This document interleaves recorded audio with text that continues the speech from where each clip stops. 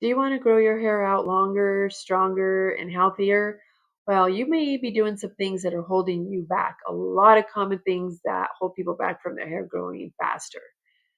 And I'm here to just help you and realize, yes, I realize you got to experiment and try different things, but these are pretty crucial things that you should probably be doing and not be doing.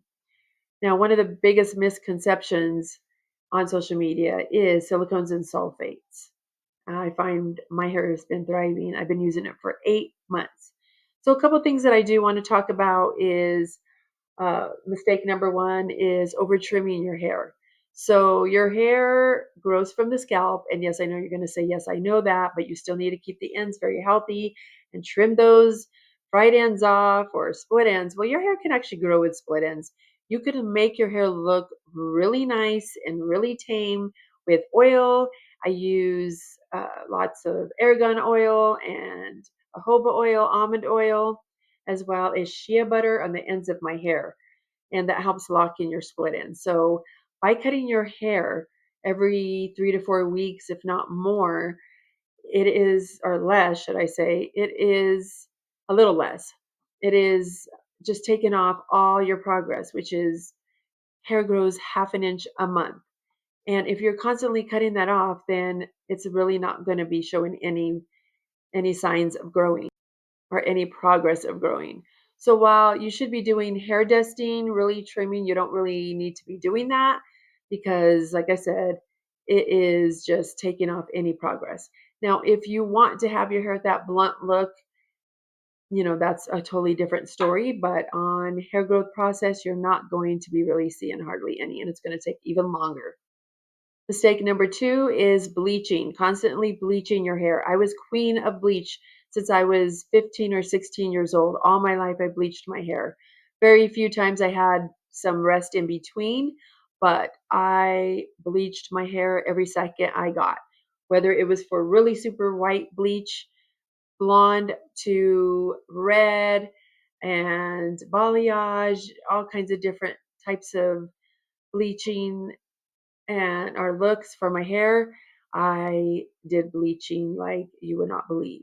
So every time my roots would grow out, I bleached my roots.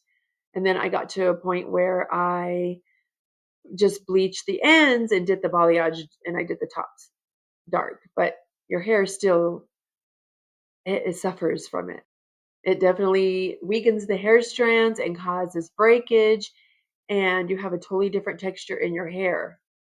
Mistake number three is constantly using heating tools in your hair. I used to straighten my hair every single day, every day. I wanted that sleek, straight hair, and now I embrace my waves. But if I do want to curl my hair, it's probably once a year, and maybe last year was probably 3 times.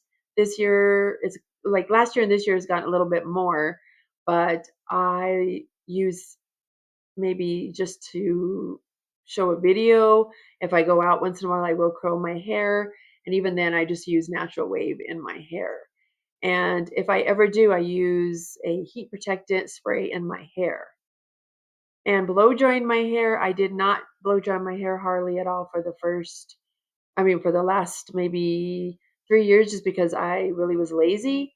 And before that, I blow dry my hair very often. Now, there's controversy on this as well about if blow drying if for your hair is bad. And some people say if you let your hair dry naturally, that your hair will swell because of the water. But the more I watch people that are into the scientific part of it, they say that that is not so.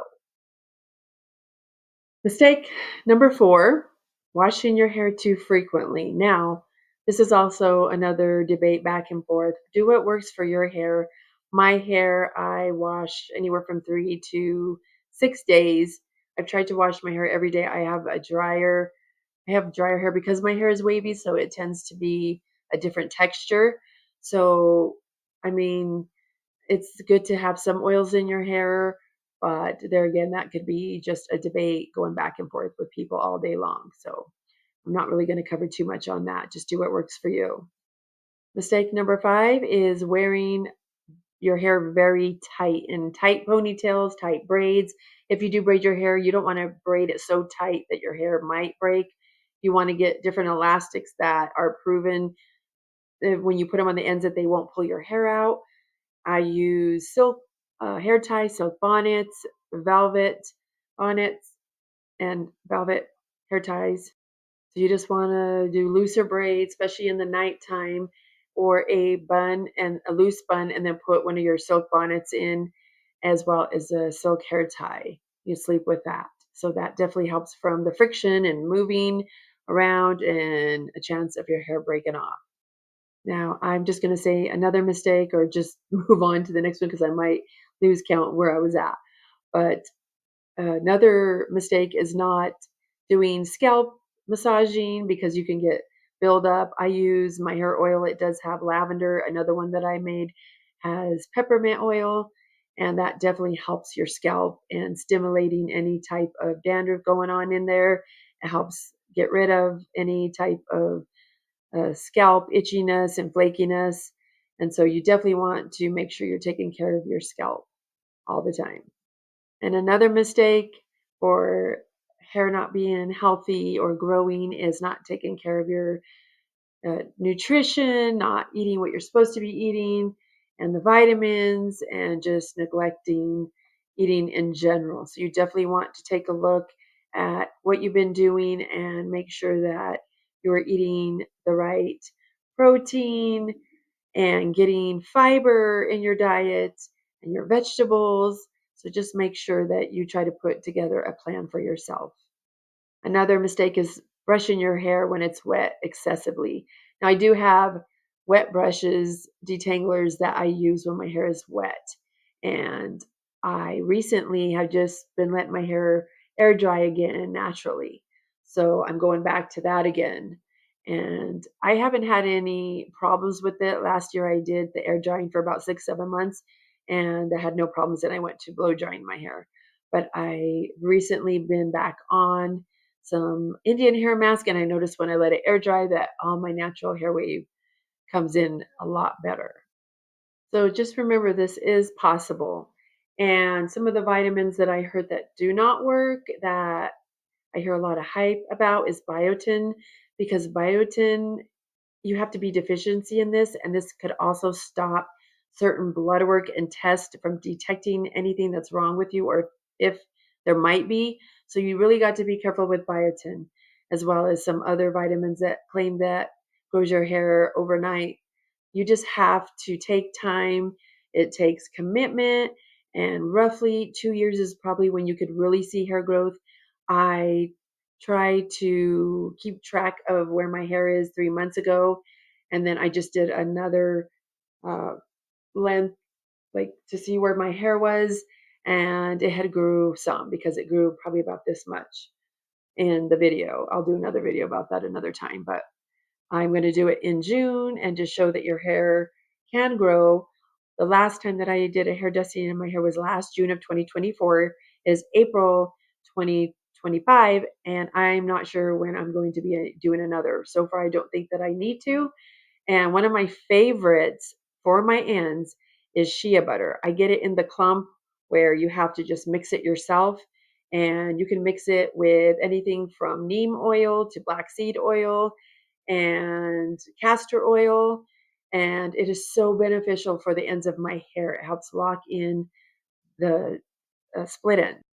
Let me know in the comments if you have made any of these mistakes, if you're constantly cutting your hair and you're taking off any length. Let me know and we can kind of go back and forth. I can share some of my tips, what I've been doing and using for a little over a year now. And don't forget to like and subscribe if any of this has helped you. And I will be doing all my Indian hair mask twice a week and updating everyone on my 30-day journey about it. I continue to use this mask. I will continue. I just want to kind of show what this hair mask does for your hair. Until next time, I hope everyone has a great day. Thank you for stopping by.